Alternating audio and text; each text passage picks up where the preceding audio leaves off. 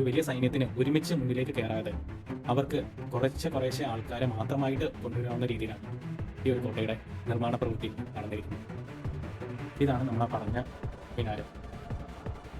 ഇത് താരതമ്യേന പുതിയ മിനാരമാണ്. കോട്ടയെ പിന്നീട് മുഗളന്മാരൊക്കെ വന്നതിന് ശേഷം നിർമ്മിച്ച മിനാരം ആണ് ഇതൊക്കെ. അതാണ് ആ ഒരു ആർക്കിടെക്ചറിന്റെ കളറിലും ആ ഒരു ശൈലിയിലെല്ലാം ഒരു വ്യത്യാസം വന്നിരിക്കുന്നത്.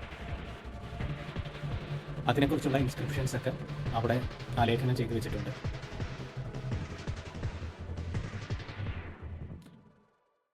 ആ സമയത്തുണ്ടായിരുന്ന രാജാക്കന്മാരുടെ ഡീറ്റെയിൽസ്, ഇതൊക്കെ ആരാണ് ഇവിടെ നിർമ്മിച്ചത് എന്നുള്ള കാര്യങ്ങളെല്ലാം അവിടെ വ്യക്തമായിട്ട് എഴുതി വെച്ചിട്ടുണ്ട്. ഇതാണ് ക്യാനൺ ഗാലറി. പണ്ട് അന്ന് യൂസ് ചെയ്തിരുന്ന പീരങ്കികളും അതിൻ്റെ എല്ലാം ഒരു ഡിസ്പ്ലേ അവിടെ വെച്ചിട്ടുണ്ട്. ഇതൊക്കെ നമുക്ക് മനസ്സിലാക്കി തരുന്നത് അന്നത്തെ കാലത്തുള്ള ആൾക്കാർ എങ്ങനെ ജീവിച്ചിരുന്നു, അന്നത്തെ എങ്ങനെയായിരുന്നു യുദ്ധമുറകളെല്ലാം, എന്തൊക്കെ ആയുധങ്ങളായിരുന്നു അവർ മെയിനായിട്ട് ഉപയോഗിച്ചിരുന്നത്. അതെല്ലാം നമുക്ക് ഇന്നും ആ ഒരു ഹിസ്റ്റോറിക് ടൈംസ് ഓർത്തെടുക്കാനായിട്ട് വളരെ സഹായകരമായ രീതിയിലാണ് എല്ലാം ക്രമീകരിച്ച് വെച്ചിരിക്കുന്നത്. അന്ന് ഈ കോട്ടയിലുണ്ടായിരുന്ന പീരങ്കികളൊക്കെയാണ്. ആലോചിച്ച് നോക്കി, ഇന്നിപ്പോൾ ഇതൊന്നും വലിയ യൂസ് ചെയ്യുന്നില്ല. പക്ഷേ അന്ന് നമ്മൾ പഴയ പൗരാണിക സിനിമകളൊക്കെ കാണുമ്പോഴത്തേക്കും നമുക്ക് ഇതിൻ്റെയൊക്കെ ആ ഒരു യൂസും കാര്യങ്ങളും എങ്ങനെയായിരുന്നു അത് പ്രവർത്തിച്ചിരുന്നത് എന്നുള്ള കാര്യങ്ങളെല്ലാം മനസ്സിലാക്കും.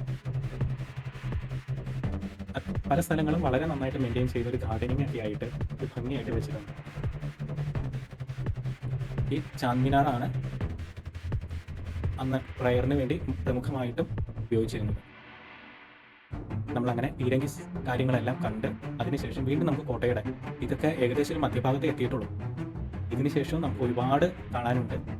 ഒരു പ്രത്യേകത എന്താണെന്ന് വെച്ച് കഴിഞ്ഞിട്ടുണ്ടെങ്കിൽ നമ്മൾ ഓരോ പടവുകൾ കയറുമ്പോഴത്തേക്കും നമുക്കുള്ള കിതപ്പുകൾ കൂടി വരും.